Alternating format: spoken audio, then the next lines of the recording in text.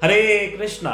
आप सभी को दामोदर महीने की हार्दिक शुभकामनाएं। और ये दामोदर महीना चलेगा 28 अक्टूबर से 27 नवंबर तक और इसे कार्तिक महीने के नाम से भी जाना जाता है। और सबसे बढ़िया और शुभकारी और महत्व वाली बात यह है कि इस महीने की जो अधिष्ठात्री देवी है वो स्वयं राधा रानी है। तो इस कार्तिक महीने में हम क्या करें, हमें क्या करना चाहिए, तो इसके बारे में हम कुछ डिस्कशन करेंगे, कुछ चर्चा करेंगे।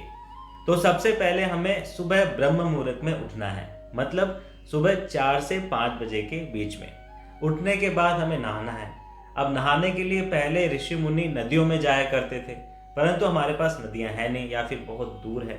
तो हम क्या कर सकते हैं, सभी नदियों को अपने नहाने वाले टब में या फिर जिस बाल्टी में आपने पानी भरा हुआ है उसमें इनवाइट कर सकते हैं। उसके लिए एक मंत्र है, जैसे गंगा च यमुना चैव सरस्वती गोदावरी नर्मदा सिंधु कावेरी जलेस्मिन् निधिं कुरु।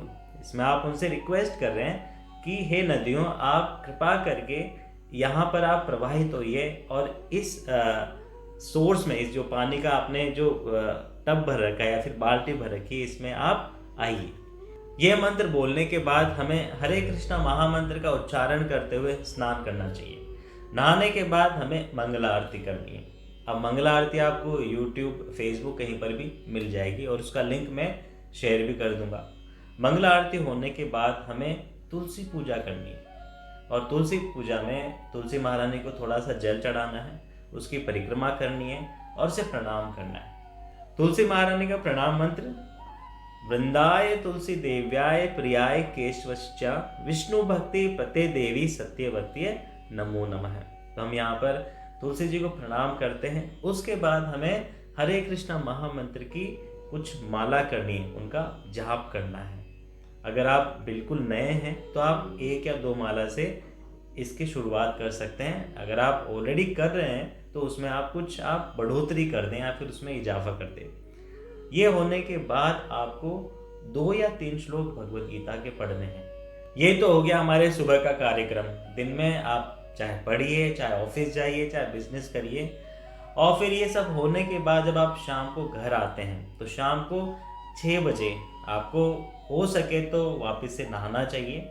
नहाने के बाद आपको दामोदर अष्टकम का पाठ करना है और इसको कीर्तन की धुन में भी आप गा सकते हैं। या तो आप दामोदर अष्टकम गाते हुए भगवान को दिया अर्पित कर सकते हैं, या फिर पहले आप अच्छे से भाव से इसे गा लीजिए। गाने के बाद आप हरे कृष्णा महामंत्र का उच्चारण करते हुए भगवान को दिया अर्पित करें।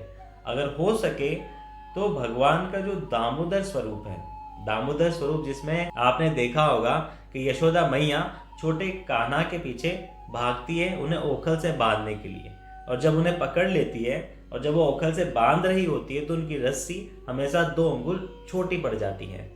तो ये वाला स्वरूप भगवान का दामोदर स्वरूप आता है। दाम बोले तो रस्सी और उदर बोले तो पेट। तो यशोदा मैया भगवान के पेट से उनको रस्सी बांध रही। हो सके तो इस स्वरूप की आप एक फोटो प्रिंट करा लें और उसी को आप घी का दिया अर्पित करें। ये होने के बाद आप भागवतम के 10वें अध्याय में जाकर भगवान की लीलाओं को पढ़ें। अगर आपके पास भागवतम के पूरे स्कंद नहीं है तो आप शिला प्रभुपाद की एक बुक है, छोटी बुक, उसे हम कृष्णा बुक बोलते हैं। उसमें भगवान की करीबन 90 से ज़्यादा लीलाओं का वर्णन है। तो आप डेली उसमें से एक अध्याय पढ़ सकते हैं। ये होने के बाद आप कुछ प्रार्थना करें। आप प्रार्थना चाहे वो गोपी गीत हो सकता है, या फिर गजेंद्र मोक्ष हो सकता है, या फिर कुंती महारानी की प्रेयर्स हो सकती है, या फिर ध्रुव महाराज की प्रेयर्स हो सकती है। आप कौन सी भी एक प्रेयर निकाल लीजिए और उसको डेली पढ़ें। ये आपको 1 महीना लगातार करना है और इस 1 महीने के दौरान आपको ब्रह्मचर्य का पालन करना है। और अगर हो सके तो एक धाम यात्रा जरूर करनी है। चाहे आप वृंदावन जाकर भगवान के वहाँ परिक्रमा करें, या फिर गोवर्धन परिक्रमा करें, या फिर आप मायापुर जाकर चैतन्य महाप्रभु के दर्शन कर सकते हैं। तो आपको महीने में 1 दिन या 2 दिन अपने समय अनुसार धाम यात्रा करनी है। तो ये है आपका पूरा 1 महीने की दिनचर्या। तो अगर हम समरी में बात करें तो आपको सुबह उठना है, नहाना है, मंगला आरती करनी है, तुलसी पूजा करनी है, हरे कृष्ण महामंत्र का जप करना है। शाम को आपको दामोदर अष्टकम पढ़ना है या फिर उसको कीर्तन करते हुए गाना है और भगवान को घी का दिया अर्पित करना है। ये होने के बाद आपको भगवान की लीला का श्रवण करना है या फिर अध्ययन करना है। वह आप चाहे भागवतम के 10वें स्कंद से पढ़ सकते हैं या फिर श्रीला प्रभुपाद की कृष्णा बुक जिसमें 90 से ज़्यादा लीलाओं का वर्णन है, वहाँ से आप पढ़ सकते हैं। यह होने के बाद कोई भी एक प्रार्थना आपको पढ़नी है, वो चाहे गोपी गीत हो या फिर कुंती महारानी की शिक्षाएं हो या फिर ध्रुव महाराज की प्रेयर्स हो या फिर गजेंद्र मोक्ष हो। कोई भी आप एक प्रेयर निकाल लें और उसे डेली पढ़ें।